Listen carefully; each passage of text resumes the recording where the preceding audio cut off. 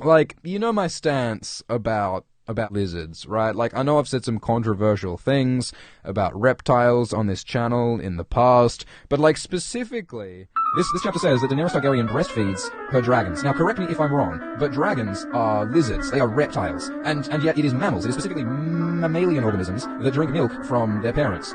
Why would a lizard have an instinct to drink milk? That doesn't make sense to me. I mean, not to mention, like it's not only interphylum, like it's not only like different parts of the biological tree of life. I mean, it's different species. How many creatures drink the milk of other creatures? Lord Garland points out in the chat, they don't have lips built for sucking. Shiera says, do dragons have puckery lips? We're asking the real questions here, guys, because for sure, lizards are not good kissers. I've hooked up with a lot of lizards in my time, and none of them are good kissers.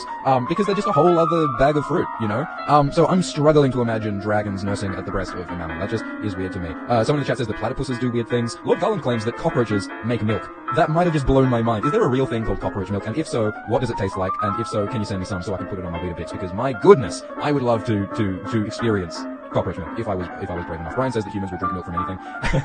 Doge says that Mark Zuckerberg has lips. I mean, does he? Or does he have, like, silicon replicant approximations of lips? You know, those are, they might look human, but I don't know if it actually is. Welcome, Raphael, to the chat. Hadas says that platypus are an abomination, which I feel is a bit rough. One of my cousins is a platypus.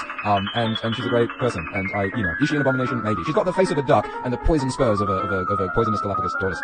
But, you know, she brought some really great gifts to my wedding. Anyway. Reptile shade aside, Daenerys was recently burned in a pyre. I don't know if you guys know that, but Daenerys walked into a fire and lived. And she was unburned, but her hair was burned away in the pyre. And so, like, for the start of this book, Daenerys is bald. Her hair was burned away, which is like a pretty strong look. But before we move on, Lady Bladebinder says that humans milk oats and almonds. And that's a good point. Like, if we're gonna drink almond milk and we're gonna drink oat milk, like, it's not that weird to drink cockroach milk and cow milk and everything else. You're not wrong. But my only question is, if the dragons will drink Daenerys' milk, will they drink almond milk? That's something I'd like to see.